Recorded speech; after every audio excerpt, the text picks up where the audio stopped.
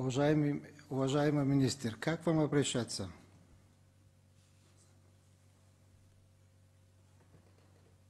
Как вам обращаться?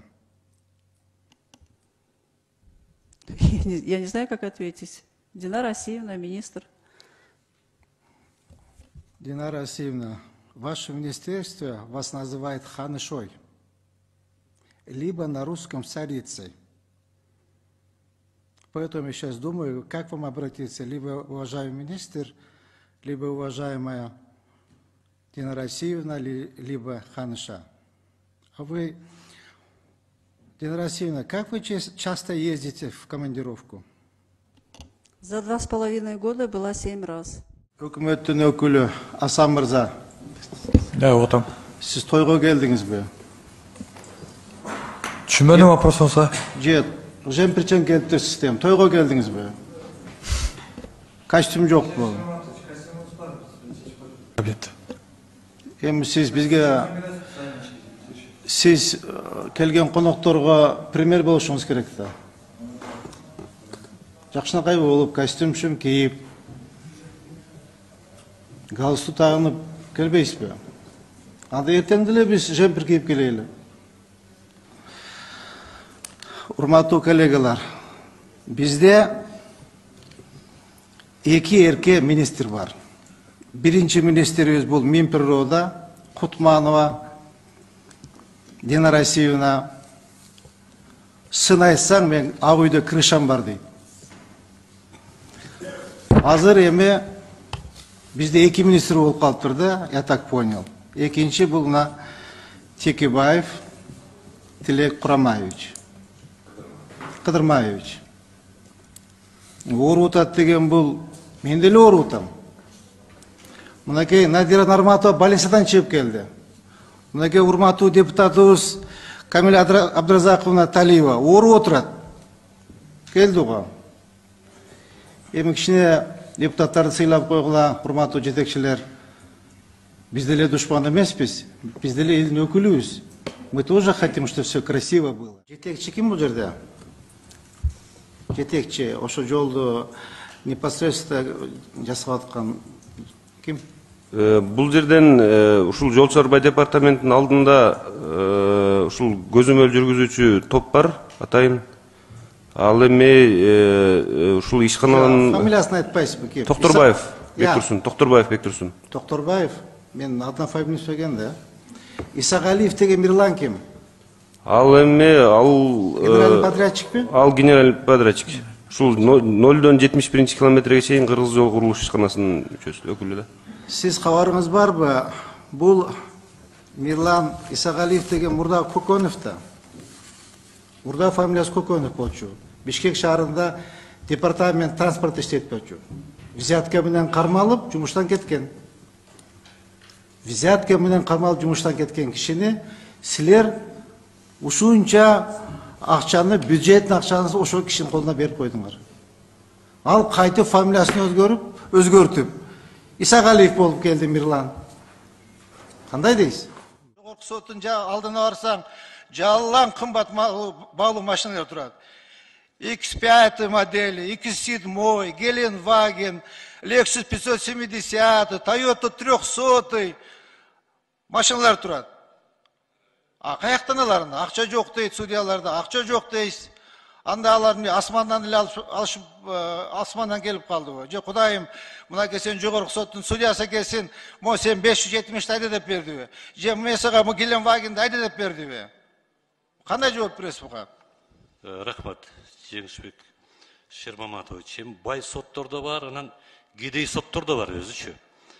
Анан эмне кыл дейсиз? Эми өзү сиз абдан туура айтып атасыз да. Мен да көрөм ошондой бай соттордучу. Анан кээде мен да тамашалап сурайм, силердин самолетуңар же вертолетуңар барбы депчи.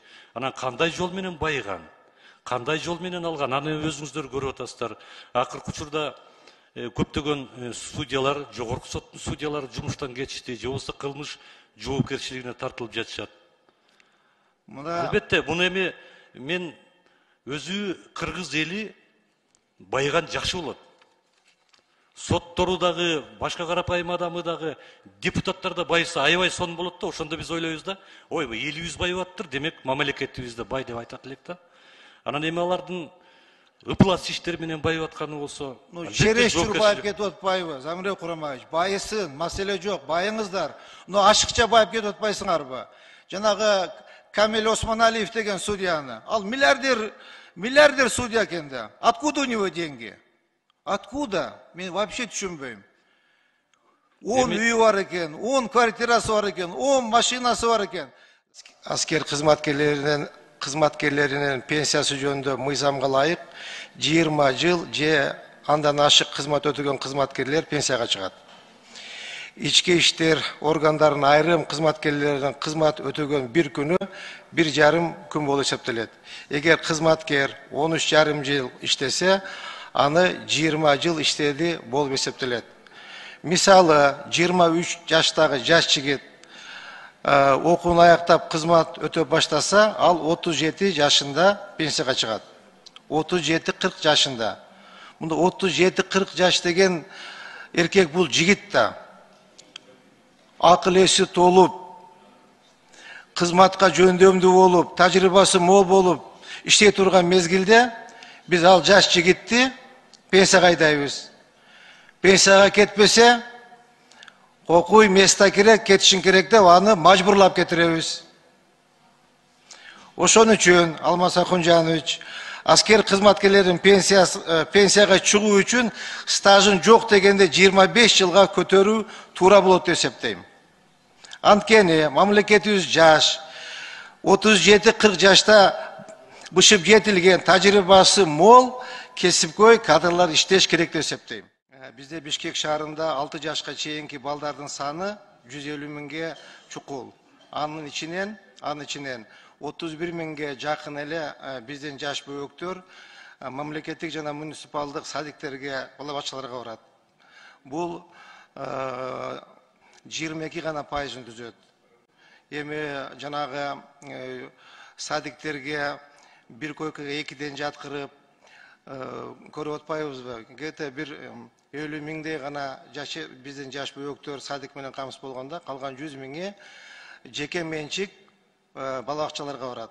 Жеке менчик бала бакчалар бизде азыр абдан көп, анын баасы 5 миңден 10 миң сомго чейин, а кээ бирөөлөр жанагындай VIP бала бакчалар бар экен, жанагындай окуу уклондору боюнча, математический уклоном, с английским уклоном деген ушундай бала бакчалар бар экен, алар $300 $500 чейин экен. Эми бул жерде баары эле андай акчаны төлөй албайт да, жаш үй бүлөлөр андай акчасы жок, төлөй албайт. Ошон үчүн урматтуу Алмаз Акунжанович, кабинет министри менен бирге, мэрия менен бирге ушул маселени чечсек, анан Нурлан Асанбекович, ушул боюнча да протокол тапшырма берсек жакшы болот эле. Ушу Бишкек шаарында бала бакчаларды куруу боюнча. Анан эми урматтуу президентибизден суранат элек, урматтуу Садыр Нуркожоевич, эми дагы бир мындай айкөлдүгүңүздү билдирип, былтыр мына 15 мектеп салып бердиңиз эле. Быйыл дагы Бишкек шаарына сизден белек болсун, бир 15 садик куруп бериңиз. Ошо сизге дуа кылып турайлык, элдин атынан мынакей биздин урматтуу президентибиз бизге мектеп менен кошуп садик да салып берди деп сизди көрүнгөн жерде даңазалап туралы.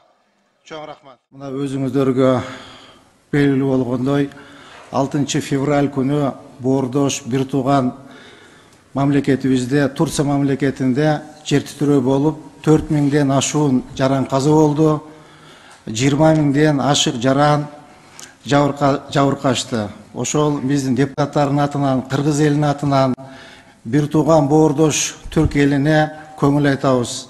Аллах сабыр берсин, кайгы капасын тең бөлүшөбүз. Чоң рахмат.